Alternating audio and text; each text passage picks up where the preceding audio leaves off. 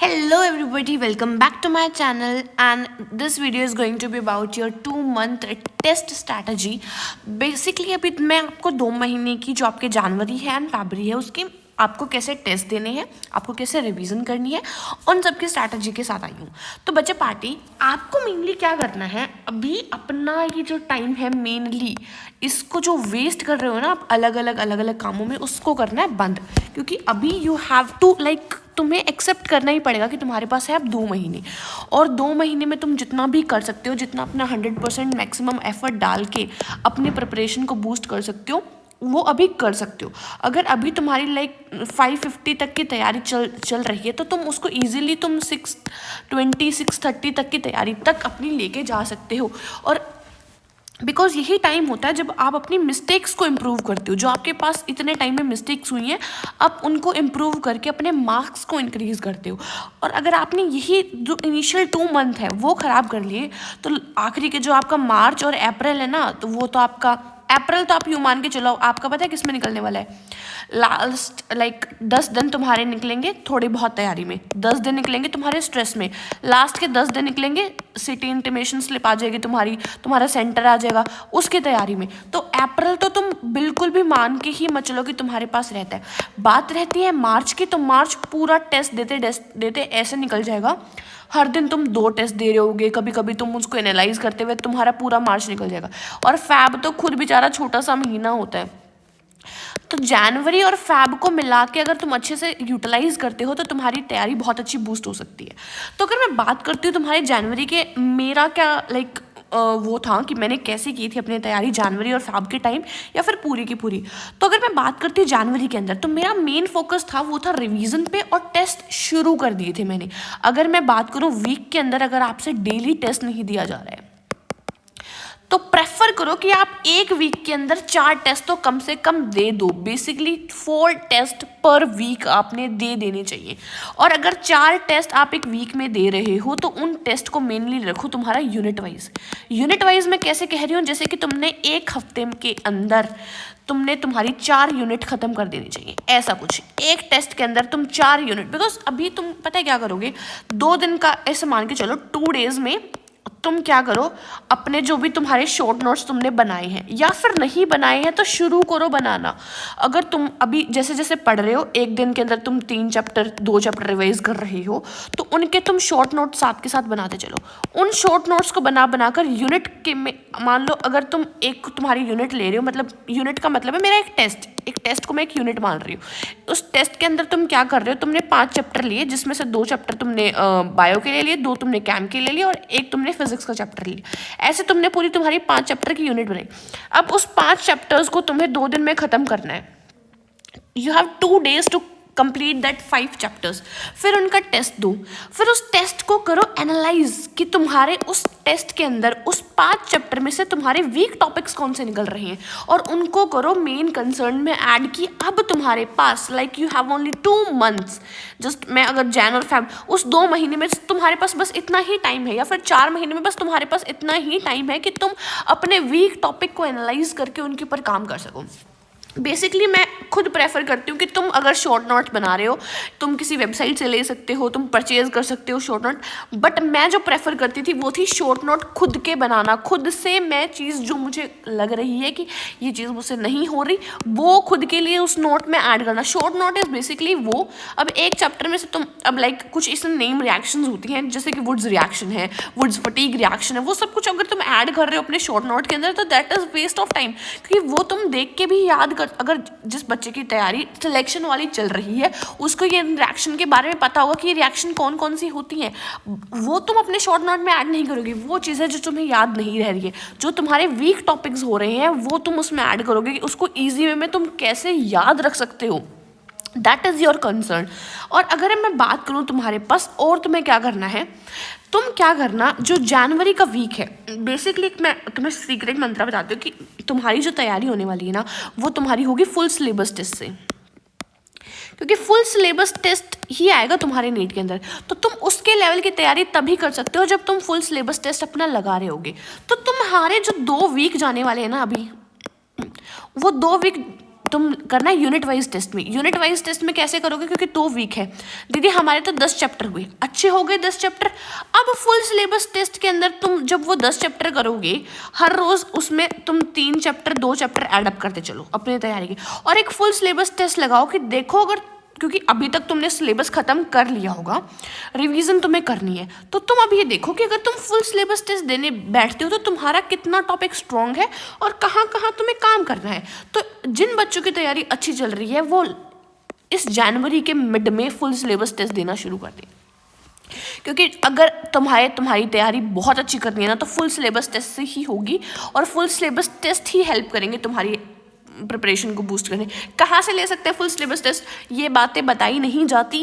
तुम किसी भी टेलीग्राम चैनल को ज्वाइन करो, उस पर हर कोचिंग के कितनी भी उसके महंगे टेस्ट क्यों ना हो, टेलीग्राम चैनल के ऊपर मिल जाएंगे बहुत इजीली। किसी भी टेलीग्राम चैनल के ऊपर जाके तुम किसी भी कोचिंग के टेस्ट दे सकते हो, पिछले साल के, उससे पिछले साल के, इतने टेस्ट पेपर है, देने वाले की कमी है। You have a lots of test paper. मैंने बहुत सारे टेस्ट पेपर्स मैंने कोचिंग के टेस्ट परचेज किए थे, बट उसके साथ साथ मैंने टेस्ट जो और कोचिंग के थे जो मैं नहीं कर पाई, इतने परचेज भी नहीं कर सकती थी, वो मैंने टेलीग्राम से लिए थे पिछले साल के, उससे पिछले साल के। आपके कोचिंग में भी नहीं होते वो टेस्ट, आपको टेलीग्राम पे मिल जाते हैं, तो तुम इजीली ले सकते हो। उसके बाद बात करते हैं तुम्हारे पास फैब के अंदर क्या करना है। इतना छोटा सा महीना है, वो ऐसे चला जाएगा ना, तुम्हें पता भी नहीं चलेगा। उसमें तुम्हें क्या करना है, जो यहाँ पर तुम शॉर्ट नोट बना के आए हो ना खुद के, उन शॉर्ट नोट को करना है रिवाइज। फिजिक्स और केमिस्ट्री के लिए, बायो के लिए, ऑर्गेनिक केमिस्ट्री के लिए, इनऑर्गेनिक केमिस्ट्री के लिए तुम्हें अपनी एनसीईआरटी को घोट के पी लेना है इस टाइम पे। एनसीईआरटी की हर रोज़ रात को जब तुम पढ़ने से हो जाए, बहुत सब कुछ हो गया, एनसीईआरटी का एक चैप्टर खोलो, बहुत अच्छे से उसकी लाइन टू लाइन पढ़ दो। अभी लाइन टू लाइन नहीं पढ़ सकते मुझे पता है, बट पढ़ो, 1 महीने तो कम से कम पढ़ो उसकी लाइन टू लाइन। फिर अपने इंपॉर्टेंट जो पॉइंट है उसको एकदम अपनी कोई स्टार मार्क बना लो कि ये स्टार मार्क तो मुझे पढ़ना है, कि मैं भूल सकता हूँ। कुछ चीज़ें आपको बायो में ऐसे होती है, आपने पढ़ लिया, आपको याद रह जाती हैं, जिसकी बहुत अच्छी मेमोरी होती है, बट कुछ चीज़ें बहुत अच्छी मेमोरी वाला इंसान भी भूल जाता है। तो अपना कोई भी मार्क बना लो कि ये चीज़ तो मैं भूल सकता हूँ, और ये मुझे जितनी बार मुझे चैप्टर पढ़ना है उतनी बार मुझे ये चीज़ पढ़नी पड़ेगी टेस्ट से पहले। उसको स्टार मार्क करके रखो और वो चीज़ें पढ़ो। इनऑर्गेनिक केमिस्ट्री के लिए एक बार कम से कम एनसीईआरटी पढ़ लेना अच्छे तरीके से। ऑर्गेनिक के लिए भी मैं कहूँगी कि एनसीईआरटी पढ़ लेना।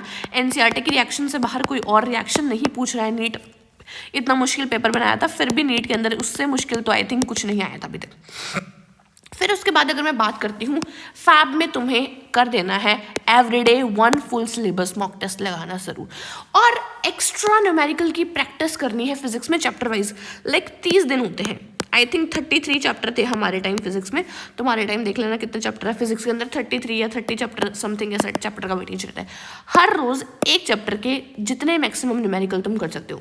मैं क्या करती थी, आई थिंक मैंने हर चैप्टर से इस टाइम में, तुम्हारे पास हर चैप्टर से 50 टॉपिक्स बनते हैं गेस, जहाँ से न्यूमेरिकल पूछ सकते हैं। हर टॉपिक को पहले एक पर्टिकुलर पैटर्न होता है कोचिंग का न्यूमेरिकल करवाने का, और नीट में न्यूमेरिकल पूछने का एक पर्टिकुलर पैटर्न होता है कि ये टॉपिक है, इस टॉपिक से ऐसा क्वेश्चन पूछा जा सकता है। जैसे कि फेराडेज लॉ है, उधर से एक न्यूमेरिकल अगर तुमसे कोई पूछ लेता है जो भी निकालने का इंड्यूस्ड ईएमएफ वगैरह का, वहाँ से अगर क्वेश्चन पूछ सकते हैं, तो एक पर्टिकुलर पैटर्न होता है कि हर इस बार ऐसा इस पैटर्न में क्वेश्चन आता है, ऐसा क्वेश्चन वो पूछ सकता है। तो तुम उस पैटर्न के हिसाब से क्वेश्चन लगाना शुरू करो। एक चैप्टर पढ़ा तुमने, जस्ट कुछ भी चैप्टर EMI देख लो, इलेक्ट्रोमैग्नेटिक इंडक्शन, वो चैप्टर तुमने आज पढ़ा शॉर्ट नोट से। और शॉर्ट नोट्स जो भी बच्चे PW से पढ़ते हैं उनको तो पता होगा फिजिक्स वाला कि PW मैडिड, मैंने वो बुक फिजिक्स मेडिजी MR सर की बुक, वो है एक तरीके के शॉर्ट नोट्स। बच्चे उसको प्रेफर करते हैं, तुम लोग भी उसको प्रेफर कर सकते हो। मैंने उसको 1-2 चैप्टर के लिए प्रेफर किया था। मैंने मेरे नोट्स खुद बनाए थे, मेरे पास हर चैप्टर के खुद के नोट्स थे। वो मैंने जस्ट थ्योरी का चैप्टर जो होता था उसके लिए एक शायद कभी पढ़ी थी वो बुक, तो फिर फिजिक्स MR सर की बुक तुम वो ले सकते हो। फिर क्या करो, खुद के शॉर्ट नोट बनाओ, और शॉर्ट नोट भी ऐसे बनाओ कि तुम्हारा चैप्टर बहुत अच्छे तरीके से हर टाइप का न्यूमेरिकल जो पूछा जा रहा है उसका फॉर्मूला, उसका कॉन्सेप्ट नहीं, कॉन्सेप्ट तुम्हारे क्लियर हो जाएंगे इस टाइम तक, उसका लाइक मेन आइडिया कि इस कॉन्सेप्ट में मेन क्या था, वैसा कुछ तुम्हारा उधर से क्लियर हो रहा है, ऐसा कुछ बनाओ तुम्हारे उस शॉर्ट नोट के अंदर, ऐसा हो उसके अंदर न्यूमेरिकल का फॉर्मूला हो, उसके अंदर उसका मेन कोर क्या है वो हो, और कैसा क्वेश्चन पूछा जा सकता है, ऐसा कुछ हो उसके अंदर, वो बहुत शॉर्ट बन जाएगा। तुम लास्ट टाइम तक पता है क्या करोगे, एक चैप्टर होगा उसकी शॉर्ट नोट है, तुम्हें पता होगा यहाँ ये लिखा और इसमें से ये पूछा जा सकता है, ऐसे टॉपिक्स होंगे जिसमें से तुम्हें पक्का होगा। लॉजिक गेट्स है, जैसे कि लॉजिक गेट में से एक क्वेश्चन पक्का, पिछली बार शायद 2 क्वेश्चन आए थे और इतने स्कोरिंग है ना, ये बहुत ज़्यादा स्कोरिंग है। 2 क्वेश्चन का मतलब है अगर तुम्हारे गलत हो रहे हैं तो तुम्हारे 10 नंबर जा रहे हैं और सही हो रहे हैं तो तुम्हें 8 नंबर मिल रहे हैं। तो बहुत अच्छे टॉपिक्स हैं जहाँ से तुम मार्क्स स्कोर कर सकते हो। तो ऐसे ऐसे टॉपिक्स को क्या करो, मैं बता रही थी चैप्टर वाइज कैसे करना है तुम्हें न्यूमेरिकल। एक चैप्टर लिया तुमने, आज सुबह उसके नोट्स पढ़े, शॉर्ट नोट्स रिवाइज किए, कहाँ से उसमें से क्वेश्चन बन सकता है वो रिवाइज किया, उसका मेन कोर क्या था तुमने वो रिवाइज किया, ठीक है। उसके बाद क्या करो, लगभग एक कोई भी अच्छी तरीके से क्वेश्चन की शीट होगी तुम्हारे पास। कहाँ से मिलेगी दीदी क्वेश्चन की शीट? तुम्हारे अगर तुम किसी कोचिंग के अंदर इनरोल हो तो उनके मॉड्यूल, हर मॉड्यूल में एक चैप्टर के कम से कम 150 क्वेश्चन होते हैं। 150 क्वेश्चन पर मिनट मतलब 150 मिनट, और तुम अब उसको घर पे कर रहे हो तो उसको मान के चलो 300 मिनट। क्यों बोला मैंने 300 मिनट? क्योंकि हर क्वेश्चन तुमसे नहीं हो रहा होगा, कुछ क्वेश्चंस के तुम्हें सॉल्यूशन देखने पड़ेंगे, कुछ क्वेश्चन तुमसे वन टाइम सी में बन जाएंगे, एकदम देखते ही तुम खटाखट लगा दोगे कि हाँ इसका ये होने वाला है, और कुछ क्वेश्चन ऐसे होंगे जो तुमसे नहीं बनेंगे, तुम्हें तुम्हारे टीचर की हेल्प लेनी पड़ेगी। तो 300 मिनट मैंने इसको इसलिए मान के चला जो तुमसे हो रहे हैं उनको 300 मिनट में तुम कर सकते हो, जिसके अंदर 50 इजी लेवल के क्वेश्चन जो तुम्हारा लाइक बेस बिल्ड करेंगे, 50 अच्छे लेवल के मतलब मीडियम लेवल के जो कि टेस्ट में पूछे जा रहे होते हैं, बहुत सारे टेस्ट में आ जाते हैं, और 50 क्वेश्चन ऐसे कि जो नीट बहुत अच्छा लेवल का पेपर बनाता है, अच्छा लेवल का पेपर बनेगा। इस बार कंसीडर करके चलना कि नीट अब तुम्हें अच्छे वाला स्कोर तो नहीं करने देगा, 700 वाला। तो ऐसे क्वेश्चन होंगे जो उनके लिए होंगे जो अच्छा स्कोर करना चाहेंगे। तो कुछ क्वेश्चन 50 ऐसे रखो अपने उसके अंदर। इस 50 में से अगर तुम 20 भी बना पा रहे हो ना, और लाइक तुम मान के चलो 15 तुमने तुम्हारे टीचर की हेल्प से समझ के तुम्हारा वो कर लिया कि तुम अगर वो 15 आ गए तो तुम कर सकते हो, तो 35 क्वेश्चन अगर तुम इसमें से कर लो ना, वेल एंड गुड। तो एक चैप्टर से में लगभग तुम 135 क्वेश्चन करके चल रहे हो इस टाइम भी, तो फिर तुम्हारी फिजिक्स बहुत अच्छी हो जाएगी, लिटरली बहुत अच्छी हो जाएगी। दीदी वो चैप्टर जो फिजिक्स में भी थ्योरी बेस होते हैं उनके लिए क्या करें? फिजिक्स में जो चैप्टर थ्योरी बेस है, जैसे कि तुम्हारा केटीजी है, वो न्यूमेरिकल बेस भी है but somehow theory base chapter है। उसके बाद थर्मोडायनामिक्स, उसके बाद तुम्हारी मॉडर्न फिजिक्स। अब कोई कहेगा मॉडर्न फिजिक्स थ्योरी बेस है, लिटरली गलत बात है। मॉडर्न फिजिक्स में शायद एक क्वेश्चन तुम्हारा थ्योरी का आता है, बाकी जो आप मान के चल सकते हो कि मॉडर्न फिजिक्स के अंदर नीट के अंदर लगभग 4 से 5 क्वेश्चन पूछता है, इसमें से शायद एक ही क्वेश्चन ऐसा होगा जो तुम्हारा थ्योरी के ऊपर आएगा। बाकी जितने भी क्वेश्चन होंगे वो तुम्हारे आएंगे न्यूमेरिकल। न्यूमेरिकल कौन कौन सा? डी ब्रॉगलीज वो इक्वेशंस है, वेवलेंथ है, डी ब्रॉगली वेवलेंथ, एक क्वेश्चन पक्का आता है डी ब्रॉगली वेवलेंथ से। उसके बाद बात करते हैं हम न्यूक्लियाई एटम वाले चैप्टर में। एटम वाले चैप्टर में जो तुम्हारा वो एक सीरीज ऑफ फॉर्मूला बनता है ना, वेलोसिटी, रेडियस, और वो निकालने का, काइनेटिक एनर्जी निकालने का, पोटेंशियल एनर्जी निकालने का, उधर से एक क्वेश्चन पक्का आता है, हर साल कन्फर्म होता है। और न्यूक्लियाई के अंदर से बनता है वो अल्फा, बीटा, गामा, ये डीके के ऊपर क्वेश्चन आते हैं। डीके इस रेडियो एक्टिविटी डीके के ऊपर क्वेश्चन आ जाता है, क्वेश्चन पक्का आता है। हाँ, हमारे टाइम में भी आया था, हर टेस्ट में होता है। अल्फा, बीटा, गामा, डीके के ऊपर क्वेश्चन हर टेस्ट में पूछा जाता है। फिर उसके बाद बात करते हैं सेमीकंडक्टर में से लॉजिक गेट। 110% इधर लिख के देख लो, एक क्वेश्चन पक्का आता है लॉजिक गेट से। तो ये 5 से 6 क्वेश्चन तो मान सकते हो बनते हैं किसके अंदर? फिजिक्स के अंदर, जिसमें फिजिक्स के अंदर जो आप मान के चलो कि एक ही थ्योरी का रहेगा, बाकी न्यूमेरिकल रहेंगे। उस थ्योरी के लिए क्या हम कंसीडर करें? उस थ्योरी के लिए तुम कोई अच्छे शॉर्ट नोट आते हैं, वो शॉर्ट नोट प्रेफर कर सकते हो। और इम्पॉर्टेंट है एनसीईआरटी की समरी। एनसीईआरटी की जो समरी है ना वो पढ़ लेना, हो जाएगा, क्योंकि अभी तक तुमने एक बार एनसीईआरटी अगर पढ़ ली है उन चैप्टर की, पढ़ लेनी चाहिए एक बार एनसीईआरटी कम से कम उन चैप्टर की, थ्योरी बेस वाले चैप्टर की। और अब अगर नहीं पढ़ी है तो तुम उसकी समरी को प्रेफर कर सकते हो, और अच्छे शॉर्ट नोट, ये मैं कह रही हूँ, शॉर्ट नोट के साथ तुम समरी प्रेफर कर सकते हो। अदरवाइज तो तुम्हें एनसीईआरटी पढ़नी पड़ेगी उन चैप्टर्स के लिए, अगर अच्छे लेवल के क्वेश्चन तुम एनसीईआरटी की लाइन वाले क्वेश्चन तुम्हें बनाने हैं। सो यही रहना चाहिए। अभी मैं 2 मंथ के लिए तुम्हें क्या बता रही हूँ बच्चा, कि तुम्हें शुरू के जो 15 दिन है ना, उसमें तुम्हारा मेन करो कि हमें हमारा सारा सिलेबस जो है वो कंपाइल करना है। हमें एक बार ये देखना है कि इतने सारे सिलेबस में से हमें ये चीज़ें आ रही हैं और ये चीज़ें हमसे नहीं बन रही हैं, ये हमारे लूप बन रहे हैं, जो तुम्हारे ये लूप होल्स हो रहे हैं ना, इनको ऊपर तुम्हें काम करना है। फिर नेक्स्ट के 2 वीक में और फुल सिलेबस टेस्ट से तुम ये देख सकते हो कि वो तुम्हारे पूरे सिलेबस में कौन कौन से लूप होल रह रहे हैं, जिससे बेसिकली तुम्हारी तैयारी बहुत अच्छी बन जाएगी। क्या क्या करना है अभी एंड टाइम पे? फिजिक्स के लिए शॉर्ट नोट्स, केमिस्ट्री के लिए भी जो न्यूमेरिकल चैप्टर है उनके लिए शॉर्ट नोट्स देखने हैं, इनऑर्गेनिक, ऑर्गेनिक और तुम्हारे बायो के लिए तुम्हें एनसीईआरटी के ऊपर रहना है। बायोलॉजी के लिए और क्या कर सकते हैं? बायो के लिए तुम क्या करो, हर रोज़ एक चैप्टर की एनसीईआरटी पढ़ दो, हर रोज़ एक चैप्टर की एनसीईआरटी कंप्लीट कर दो, हो जाएगी, तुम्हें बहुत इजीली ख़त्म कर सकते हो तुम एक दिन में एक चैप्टर की एनसीईआरटी। मैक्स टू मैक्स 2 या 3 घंटे लगेंगे तुम्हें एक चैप्टर ख़त्म कर, 2 घंटे मान सकते हो तुम, यही है। एक महीने में तुम लगभग 30 चैप्टर रिवाइज कर दोगे, मतलब कि एक महीने में 30 चैप्टर मतलब एक बार पूरी बायो कर लोगे।